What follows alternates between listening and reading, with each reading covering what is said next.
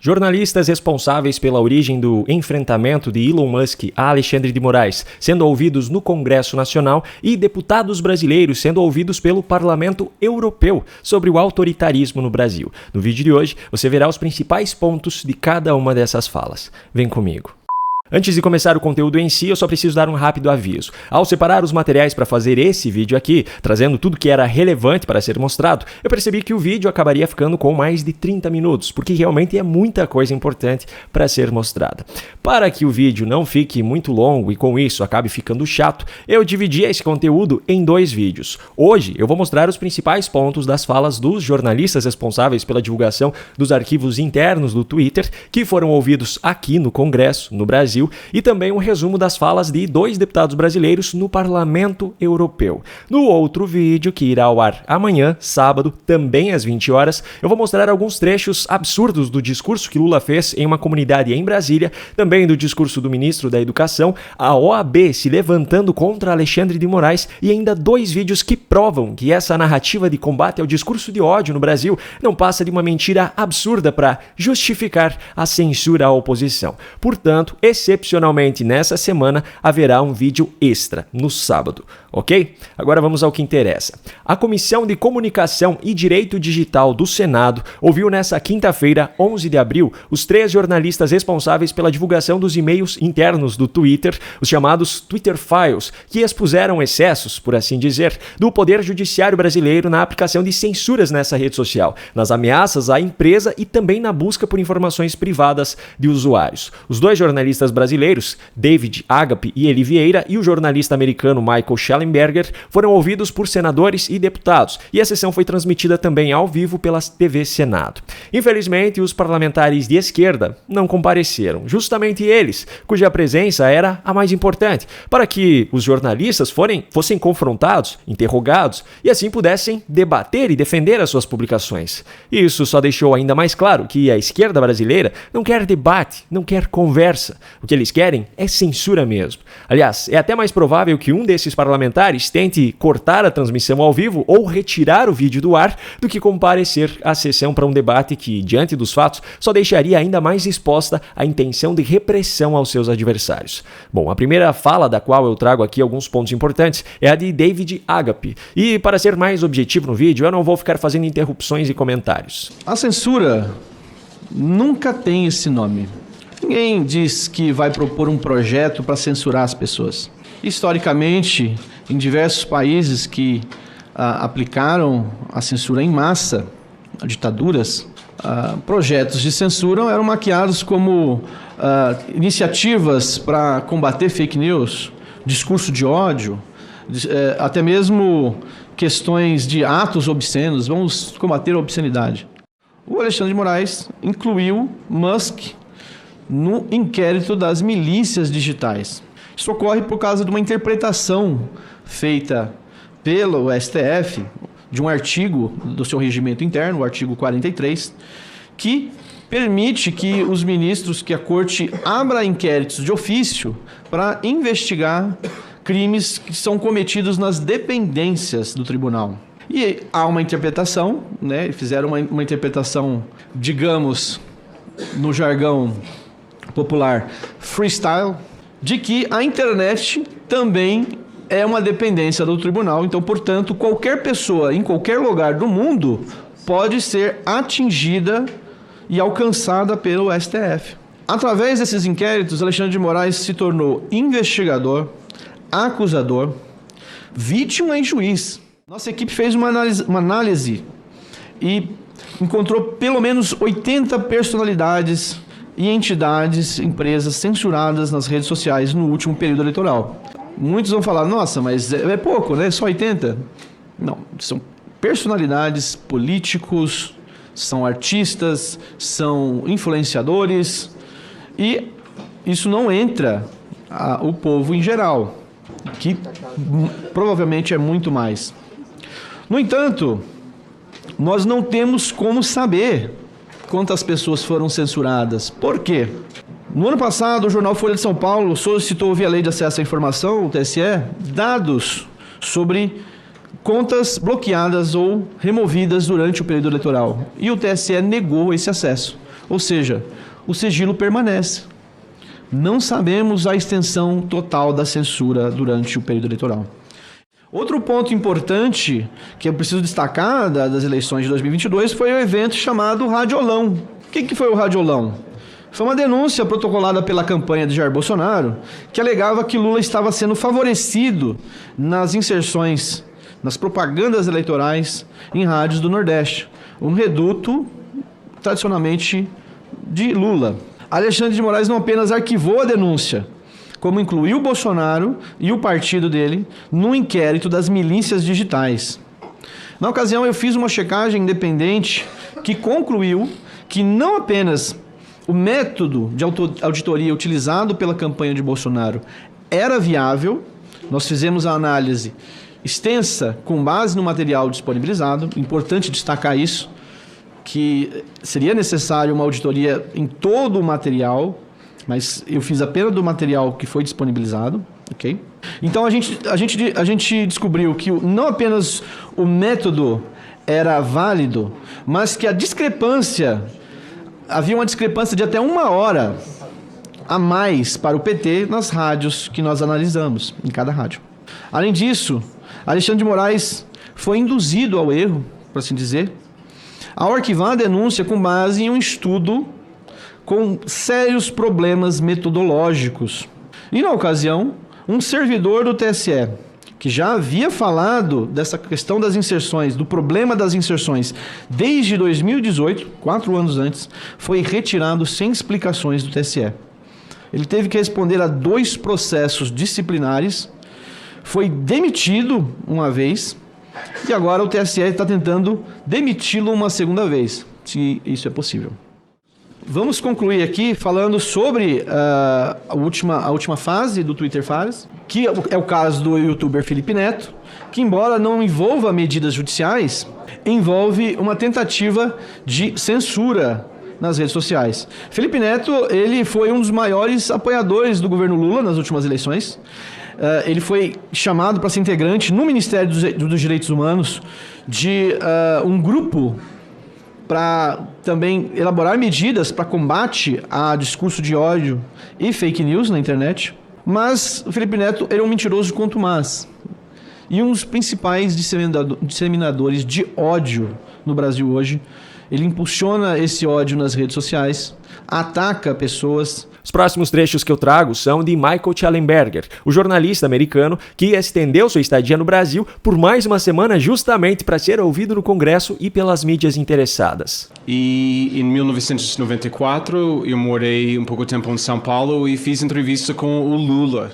E uma coisa que me atraía a ele era o seu compromisso à liberdade. Ele falava muito disso e eu perguntei diretamente a ele: você quer virar o Brasil a Cuba, onde existe censura? E ele me disse não. O povo brasileiro não quer essa repressão, eles não querem essa censura. E eu tampouco. Eu sou brasileiro e eu gosto de minha liberdade. Ele me disse isso. Ele me disse que ele foi, eu acho, preso, né, pela ditadura e foi censurado, não sei, mas ele foi perseguido. Mas agora, como o David descreve, eu descrevi hoje, o governo Lula está propondo muitas medidas, muitas leis, ações para censurar as pessoas, que realmente me faz triste, que me dá medo. E muitas partes disso do complexo industrial da censura é semelhante com o que a gente tem nos Estados Unidos e que eles estão fazendo na Europa. Mas, como é com muitas coisas brasileiras, aqui é mais agressiva. As demandas de Alexandre de Moraes muito fortes, muito sérios, e ele parece a nós como ele é legislador, não como somente um juiz. Só foi 3 pessoas mais que eu que sabia. David, Eli e minha colega nos Estados Unidos. Nem minha esposa, nem Elon Musk, ninguém sabia que a gente ia publicar os Twitter Files. Então, uma coisa que me dá mais raiva que nada é a ideia que precisa de censurar para proteger a democracia. Incrível. Eu separei aqui também um trecho da fala do outro jornalista brasileiro, Eli Vieira, que fez um discurso bem mais curto e online, mas não menos importante. Eu quero responder a uma acusação que Twitter Files Brasil sofreu repetidamente, até de veículos que eu esperava mais profissionalismo da parte deles. Inventaram que é um imperialismo de pessoas defensoras de um modelo de liberdade de expressão que não é o nosso. Bem, o que eu tenho a dizer sobre isso é que o artigo 19 da Declaração Universal dos Direitos Humanos estabelece que é um direito humano a liberdade de expressão. Agora, eu não poderia deixar de mostrar também alguns trechos do discurso de um dos parlamentares que fizeram uso da palavra, Marcel Van Hatten, do Partido Novo, e que foi muito claro e objetivo nas suas colocações. Inclusive, quando se fala em combate a fake news, combate à mentira, eu costumo dizer que o maior antídoto à mentira não é a força, não é a censura, não é a perseguição. O maior antídoto à mentira é a verdade, é apresentar os fatos, debater e, eventualmente, quando reconheçamos que estamos nós errados, pedir desculpas, mudar de rumo, faz parte. A boa notícia, no entanto, é que, apesar de todas as dificuldades que estamos enfrentando no Brasil, já não me lembro mais qual foi o senador que usou a palavra esperança aqui, mas realmente esperança foi o que ressurgiu após o seu trabalho, Michael, após a publicação dos Twitter Files e, obviamente, em particular, após a entrada de Elon Musk nessa discussão. Além da esperança, há fatos concretos em que agora nós podemos nos basear internacionalmente. A ditadura está exposta. Os ministros do Supremo Tribunal Federal, Flávio, não podem mais viajar ao mundo, Carla. Chegar em Paris, em Lisboa, em Massachusetts, onde quer que seja, dizendo que são defensores da democracia e da liberdade, porque agora está claro para o mundo todo quem eles realmente são. Tiranos, ditadores, e terão agora de arcar com a consequência desses seus atos, Paulo Fernando, e decidir se continuarão a ser vistos internacionalmente como ditadores ou se recuarão no consórcio formado junto com o Partido dos Trabalhadores, junto com Lula e esse desgoverno autoritário, para voltar a dar paz aos brasileiros e fazer valer o slogan que Lula usa desde o primeiro dia, mas que é a maior fake news do Brasil: união e reconstrução. A maior fake news hoje do Brasil é o slogan do Lula: união e reconstrução. E o que o STF está fazendo a esse respeito? Já deu prazo de 48 horas para o Lula explicar o slogan mentiroso do PT? Estavam ali, como você muito bem disse, e isso é fundamental entendermos, estavam ali porque também sentiam-se reprimidos por não poderem dizer o óbvio, que a eleição foi desequilibrada para um lado, por força de vontades particulares dentro do TSE, do STF, no establishment, na imprensa e assim por diante. Sentiam censurados, inclusive, por não poder dizer o óbvio, que Lula é ladrão, Lula é corrupto. Pior de tudo, Michael, o Marco Aurélio Mello, ex-ministro do Supremo Tribunal Federal, que esteve em Porto Alegre conosco no Fórum da Liberdade, ele, ex-ministro do Supremo Tribunal Federal, foi censurado na propaganda eleitoral do Bolsonaro apenas por, em uma entrevista que ele concedia a uma jornalista que não era da sua campanha, era um programa jornalístico, ele ter dito o óbvio, que Lula não foi absolvido. Os seus processos apenas tinham voltado a estaca zero.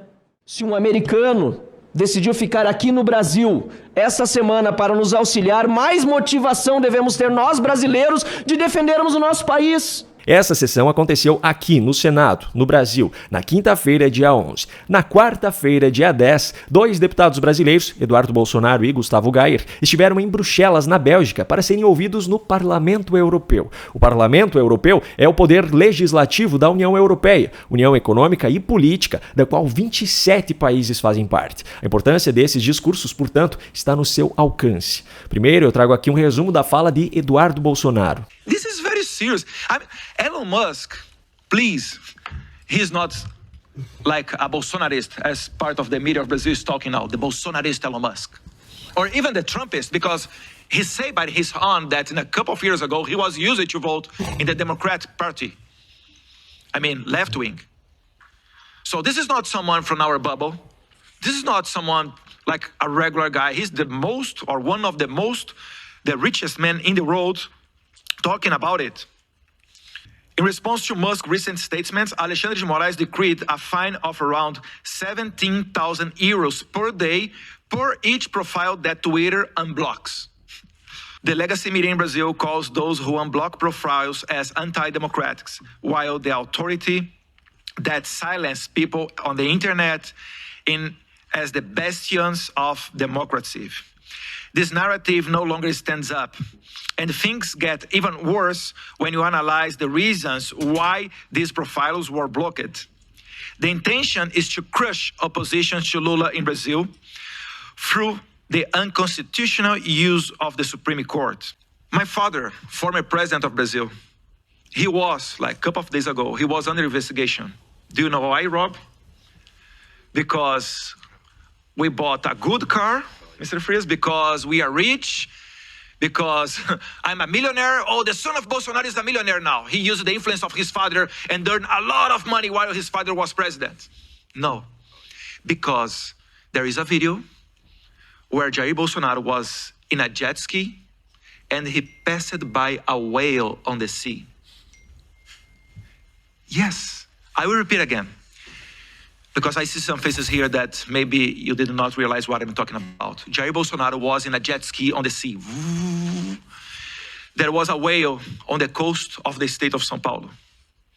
In this video, my friend Herman Tesh, looks like he was 15 meters close of the whale. That's it. This is the crime. Agora eu destaco aqui os principais pontos da fala de Gustavo Gayer. This country we have now, the justice making the opposition ineligible, taking away their political rights. This country, there are sitting members of the congressmen being arrested for their opinions. There is persecution for whoever seeks transparency in the election. There is a total criminalization of one side of the political spectrum.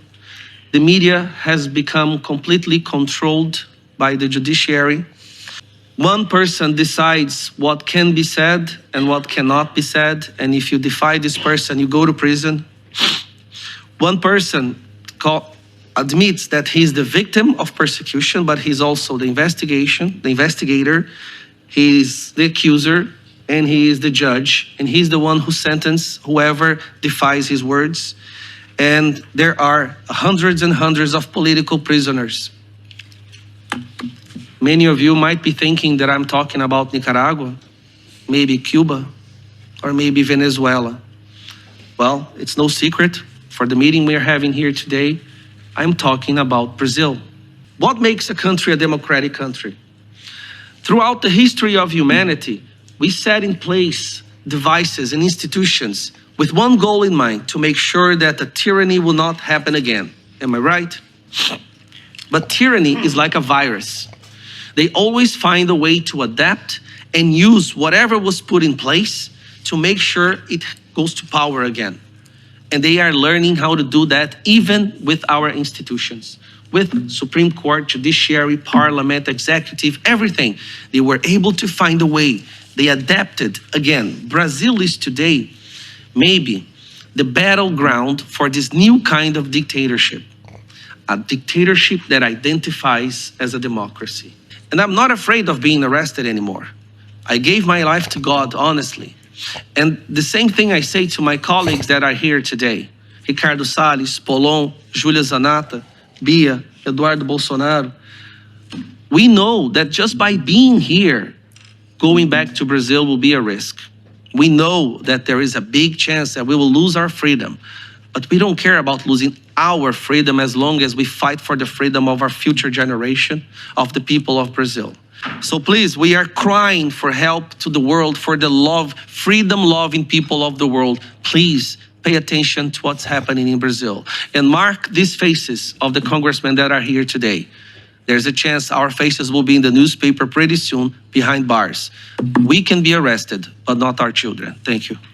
Agora eu quero saber a sua opinião sobre a audiência aqui no Brasil e também sobre esses discursos no Parlamento Europeu. Me conta aqui nos comentários. Não se esqueça que amanhã, sábado, terá um vídeo extra aqui no canal que vai ao ar também às 20 horas. No canto da sua tela aparecerão agora recomendações de outros vídeos aqui do canal para que você os assista, caso ainda não tenha feito. Se você gostou desse conteúdo e quer receber os novos vídeos aqui do canal, se inscreva e ative o sininho de notificações. Essa é a única forma de garantir que o YouTube entregará a você esses novos conteúdos. Um grande abraço e até o próximo vídeo.